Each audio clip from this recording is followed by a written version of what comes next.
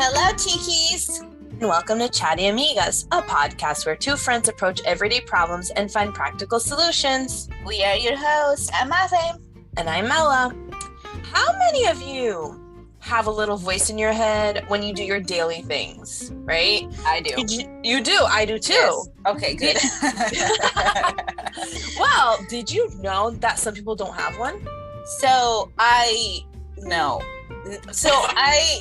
We're gonna get into this. So how about we just continue with our intro and then we talk about this later? That sounds like a plan. So yeah, some people just don't have one. So did you know? I didn't know before I did this research, so I thought that was quite interesting. So go ahead. Yeah, so today we will be spilling the tea on your inner voice and how you can use it to help build you up instead of bring you down. All right, so inner speech is the silent production of words in one's mind. So it's when you're thinking by yourself. It's like, okay, now I'm doing this, I'm going to do this, I'm going to talk this, I need to take care of A, B, and C. Or maybe sometimes it's when you want to have a conversation with someone, you practice it in your head before you do it. Right. Yes. That's normal too. A lot of people do it. So doing stuff like that, the silent production of words in one's mind, is the core aspect of our mental lives. Like it's a common thing. It's linked to psychological functions. And this includes reading, writing, planning, memory, self-motivation, and problem solving. And researchers actually estimated that we spend at least half of our lives talking to ourselves. Isn't that crazy? That's where I get the best advice from. Myself. Yourself. So this can also vary between people if they speak half the times. I feel like I might be more than half because I just talk so much. Yeah. So I thought that was just really interesting. Some people have the internal monologue. That's when you're constantly speaking to yourself, like a speech by yourself. That's a monologue. Where it's constantly commenting on everything they do, where others produce only small snippets of inner speech here and there when they do their stuff, because you automatically know what you're trying to think. Right. So you like abbreviate it. I'm the abbreviating kind. So I don't actually have straight up conversation. I abbreviate a lot. I think it's because I just talk so much. I don't have the patience to hear myself all the time. Have you watched The Office? No, I tried, but this is before I worked in offices, so I didn't get it. I really should give it a go now. Just give it a go, and you need to get past the first couple of episodes, because at first you're like, gosh, this guy is such a jerk, but he's honestly he's an idiot. He doesn't know any better, right? He's not being like mean or inappropriate on purpose. He's just that dumb. But anyway, so one of the episodes, one of the girls that talks so much, she was going off about something, and they're like, wait, what did you just say? And she's like, what? And then they cut to a self-talking head where she's talking by herself, and she goes, I talk so much that I've learned to just tune myself out. So she talks, but she doesn't even hear herself. Yeah, sometimes. Well, I try not to do that if I'm having a conversation with the person, but like I abbreviate everything in my head because it's it depends for me. So sometimes I will be talking to myself through stuff, like, because I am a very clumsy person, and I tend to drop a lot of stuff like out of my hands. It just happens. So when I'm carrying something very heavy, I have to talk myself through the process. And so I talk to myself like, don't drop it. You have to hold this very tight. Where your fingers gripping? Like, I have to do that because I've dropped so many things in my life. I'm afraid I'm going to continue to do that, and stuff that is heavy or really important, I have to be extra careful. So I talk myself through stuff like that. But like daily chores, I'm like, oh, I should do that or hear it or that. But I tend to abbreviate a lot too.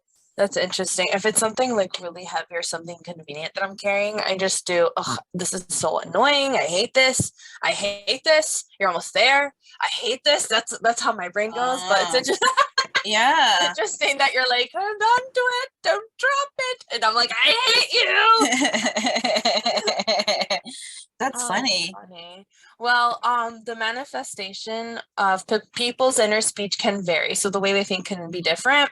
The most common type is motivational or evaluative inner speech, which I guess is what you and I were doing with carrying the heavy stuff. Hmm. And then this is where the inner speech is used to assess our own behavior, like how we do things. And I guess we were a good example of that, right? So the other type of dialogue, inner speech, it's a tendency where people engage in a back and forth conversation with themselves. So it's Hmm. kind of like, are you going to do this? No, I don't want to do this, but you should. Okay, like that kind of conversation, but they're thinking it inside. So Hmm. this type of conversation can be in full sentences or abbreviated because they already know the meaning, like we mentioned before, Right.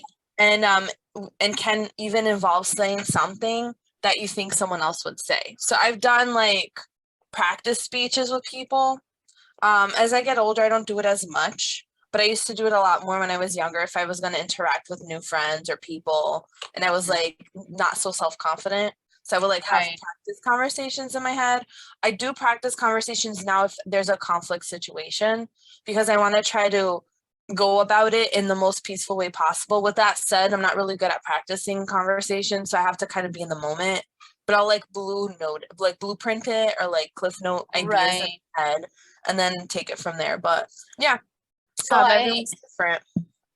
yeah, I've done that. Not a lot, but where like if I don't want to do the dishes and I just finish dinner, then I'll do that. I'm just like, just leave it there. But why would you just clean it? You just got off the table. Oh, but I Oh, don't I want to do clean it. that. I do Yeah, that. I'm like, let's go. yeah. It's gonna stink up, and then bugs are See, gonna get so there. you do. So you do have like that back and forth. Oh, But it's not like deep meaning stuff where you're like, there's what is a the meaning of life? right, or like the voice in my head is telling me to do this, right? Nothing, not like that. But I'm like, I don't want to do it. But why wouldn't you? You just got off the table.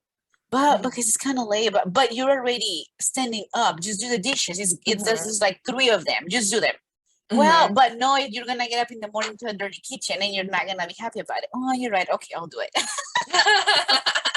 I get that. I get So that. so I've done that. So speaking of, actually, hold on. I think we're gonna get it into it a little bit later. So I'll talk about it later. So the article that Mela had found also talks about, if you guys know, I mean, as our introduction said, some people don't have an inner speech. So actually, a study in 2011 gave beepers to 30 participants, and when the beeper went off, the participants had to write down what was going on inside their head.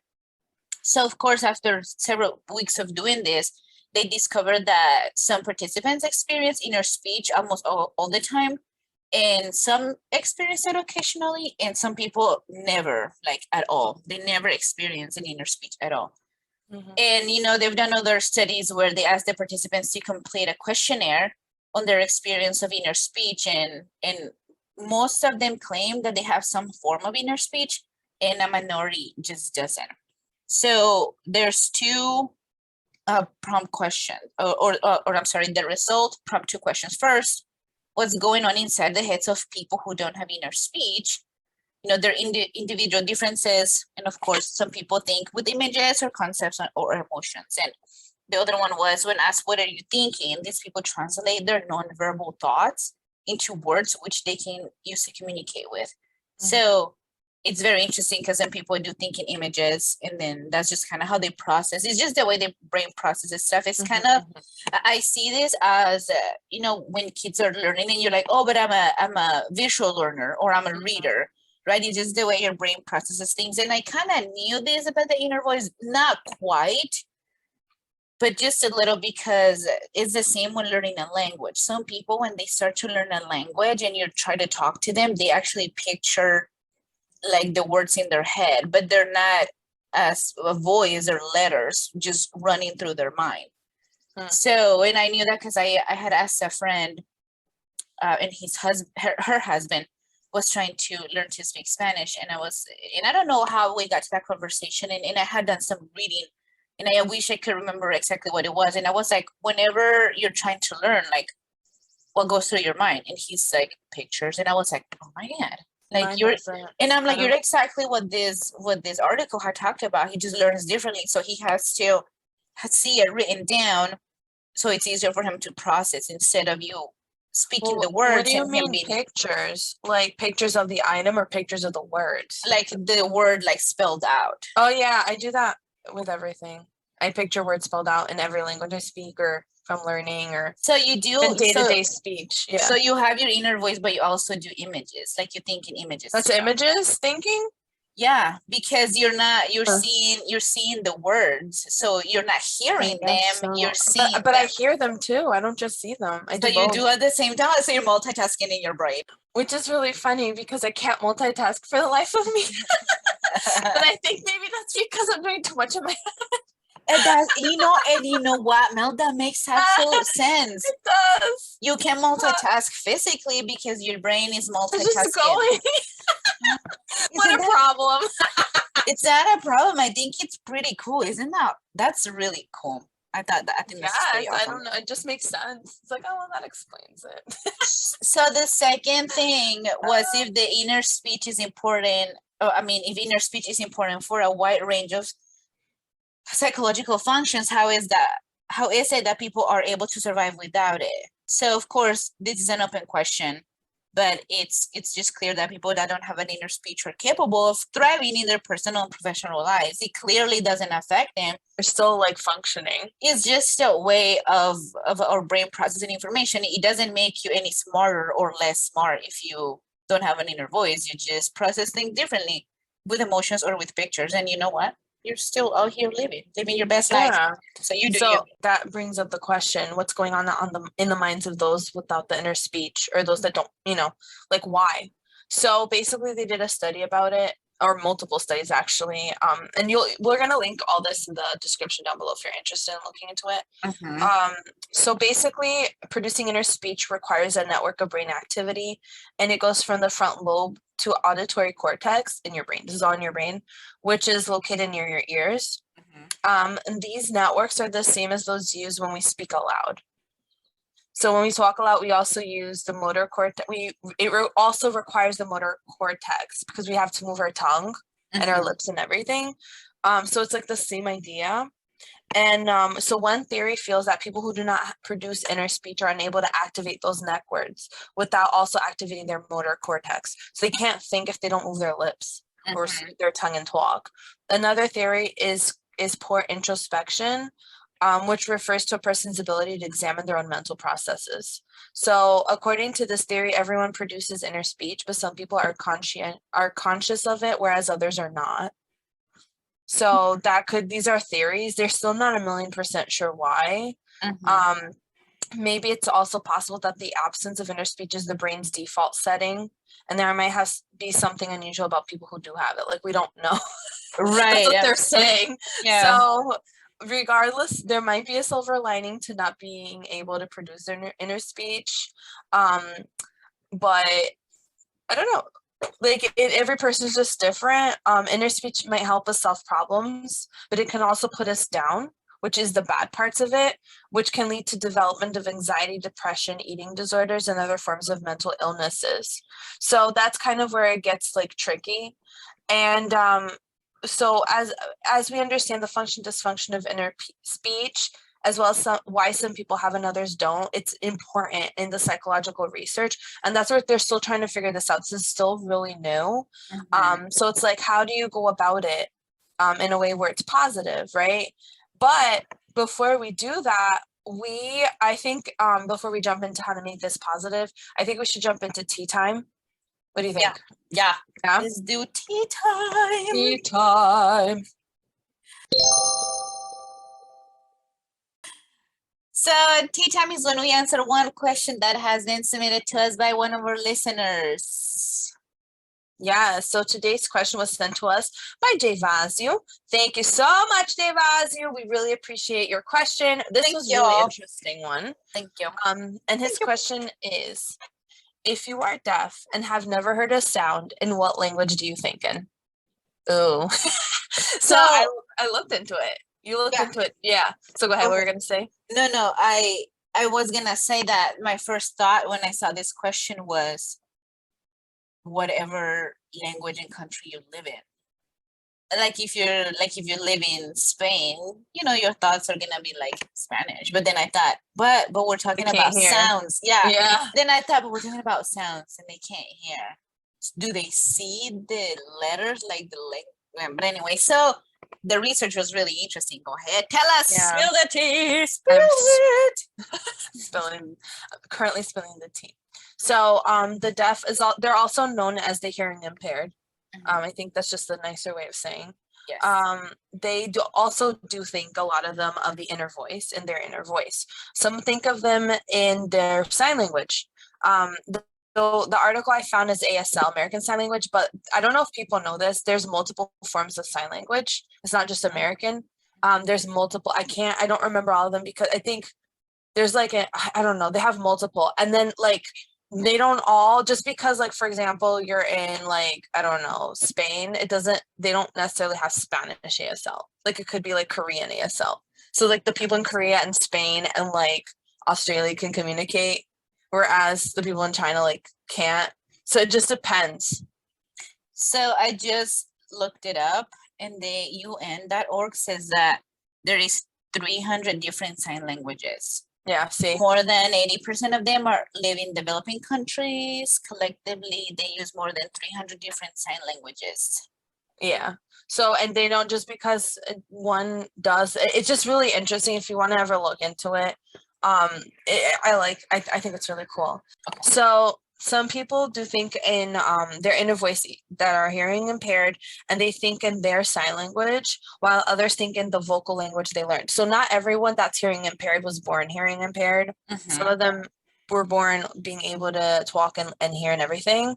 So they'll think of the vocal language they learned while their brains come up with how the vocal language sounds, which is interesting. So their thinking process is a little different from hearing people as well. When they think, they're seeing themselves signing from first person point of view or third person point of view. When they imagine a hearing person speaking, they imagine him or her actually signing instead of speaking, because they can understand him or her that way, which is also interesting. Yeah. And yeah, so because there aren't signs for every word in sign language, sometimes when deaf people want to, or the hearing impaired want to think of a word that doesn't have a sign, they finger spell it out. So it's kind of like us, like we'll spell things out, like if we don't know how to pronounce it, they do that with their fingers. The finger spelling occurs more frequently if a hearing impaired person is reading words instead of signing them. So yeah, that's pretty much how they do it. So that was a very good question. Thank you, Gervasio. It's really interesting. So it almost falls into the whole like they see in pictures category. Like they don't particularly have an inner voice, because again they're hearing impaired, in some can't, they can't communicate verbally either. So I think it falls into that category as well of seeing in pictures instead of having like an inner voice. So I think that's probably why those research studies are still so like in baby what is it Mode. called? Baby mode. Yeah, because they are just scratching up the surface. They still need to go into hearing impaired people and all these other things that actually The have brain is a a very different sensitive impact. thing. Yeah, We still don't know much about it. No, we don't. Which is, I think it's better to kind of leave it that way. There's. You think so? I don't know. I kind of feel we should learn how it works, because then that'll help like prevent illnesses and help with stuff like that. But it's nice to know that we'll always have something to learn. Like we can never be bored. So yeah, that's true. Yeah. Like a little bit of the mystery of not knowing. You do? I don't. I hate that. I just want to know everything. which makes sense because you don't like surprises like that. I hate surprises. See, so you don't like the mystery, and I like to be in the unknown a little bit. Well, you do you. So thank you, Gervasio, for sending us that question. So that wraps up the Tea Time portion for today. If you would like to have one of your questions featured on one of our upcoming episodes, please go on our website and fill out the portion under Tea Time.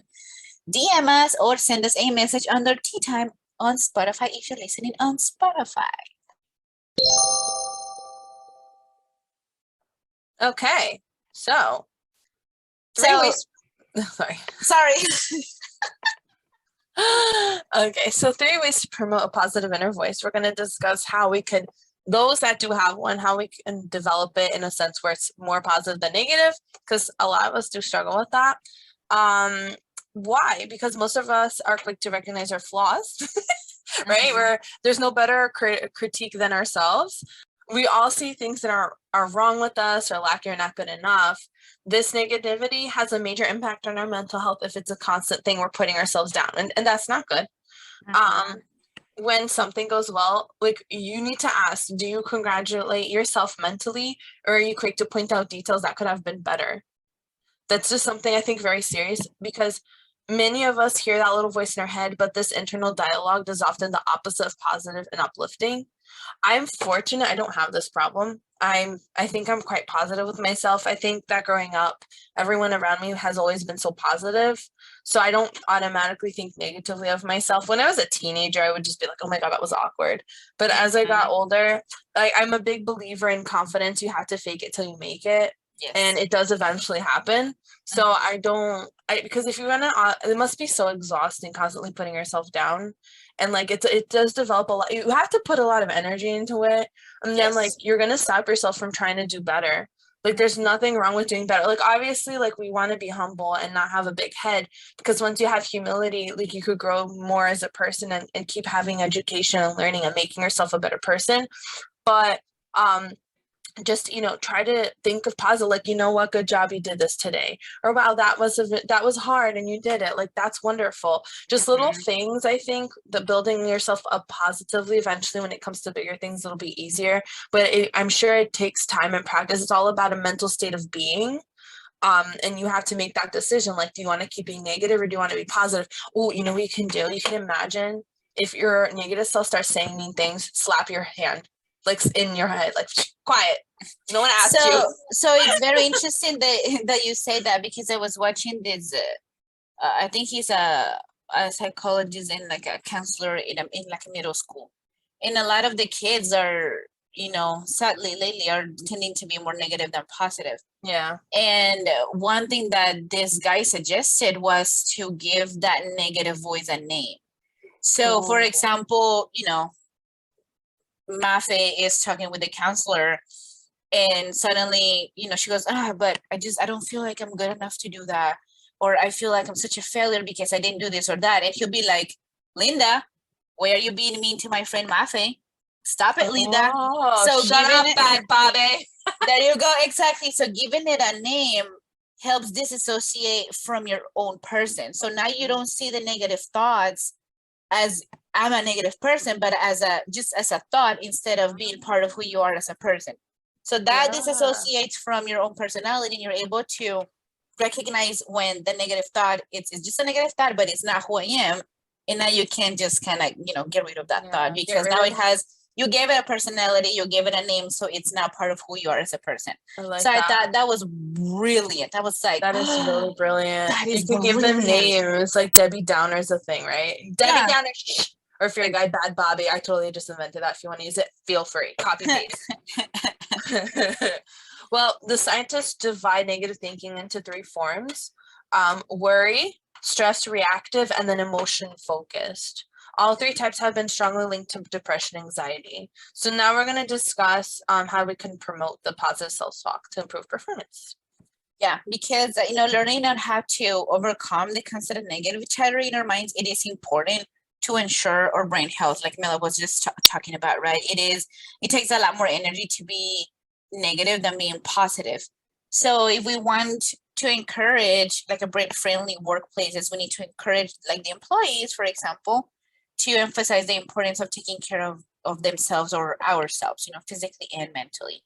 Because I think we all have been in a place where we haven't been the greatest to ourselves, or we're a little down, or in a little bit of a dark place from time to time, and we don't perform at our best if that's happening to us. We just don't, because we don't have the energy or the emotional capacity to be Yeah. our best. So we can feel, discouraged and defeated. And that's especially when it's our own voice doing the talking, instead of actually seeing the facts and stuff that's around us. if it's just a voice being a little down. So that's feel free to implement giving it another voice. Maybe that'll help. Yeah. So how to promote positive self-talk? The first one is to visualize success. So obviously we live in a negative world, sadly, and sometimes our little voice in our head might be just quick to point out everything that could possibly go wrong. So stop listening to it, tell it. What did you say? Something, Bobby? Bad Bobby. Bad Bobby, stop with that because things are gonna go well. So instead of listening to the bad things, you need to practice visualizing success. So what if things go right? What if things happen to work out instead of what if everything goes wrong? So there's an old saying, seeing is believing. So that rings true. So spending time walking through a scenario where only positive things will occur are gonna help you to visualize success easier. I also like to do two things. Look at the glass half full instead of half empty. Yep. I honestly love that saying. I know it's so cliche, but it just is so true. It works. And also, just as much as it might not work out, there's the exact possibility that it might. So it's good to like prepare yourself for if things don't work well, but just hope for the best and like do what you can for it to work out. That's right. Put it out there. Give it a chance. Exactly. Easier said than done, but it's possible. It is. Another thing is you can write down your negative thoughts. So if you're constantly plagued by worries and doubts, write them down. Allow your thoughts to spill onto the page. Once you've gotten all of them out of your mind, imagine yourself wiping your mind clean. This can be a symbolic discard of all those worries by burning and recycling the paper as well. Remind yourself that these worries are no longer running rampant in your brain. I like to write it all down. Like I used to do that when I was younger, all the stresses. And I wrote them. I didn't write them in nice, neat, like line form. I wrote it like sporadically all over the paper and then I'd crumple up and I throw it out. And it honestly did help a lot. Yeah, I've heard about that, like writing it down and burning it. It just helps kind of, because fire is cleansing, right? So it does help to write them down and just burn them or throw them in the pit or just tossing it, in the trash can. It just helps you get rid of them. So number 3 is to practice, because obviously, we won't be able to switch your inner dialogue from anxious to supportive. Like you can turn a lamp on or off. So it takes some time to practice, and we have to be modest and be kind to ourselves if it takes us a while. And, meditating, breathing exercises, and spending time out in nature and pursuing hobbies can help calm the critical and obstructive thoughts. So just give yourself some time and be patient with the process. It takes time, just like learning how to ride a bicycle takes time, or learning how to paint, or learning how to be a good cook. It takes time. It takes the same amount of time, even a little bit longer, for us to be able to turn on those negative thoughts into supportive ones. And mental readiness and mental health go hand in hand as well. Mental readiness means we have confidence in ourselves, the ability to focus, and the ability to see a plan for the future. And this is important. We all should be able to do this, or try to do this little by little, right? Practicing. Visualizing success is a much better use of our time than worrying and feeling stressed about what could be going wrong. So we should focus on the positive. No, it's going to work. It's going to work because of this, and that. Listening to the negative inner voice is difficult. Obviously, like it's a bad habit to break. But when we are aware of the detrimental effects on our brain, we can focus our energy on improving our performance or physical health and overall well-being. It's super important. And I think a good way to end this is by quoting something from Maya Yamanouchi. And what she says is, the way you choose to think and speak about yourself to either yourself or others is a choice. You may have spent your whole life talking about yourself in a negative way, but that doesn't mean you have to continue on that path.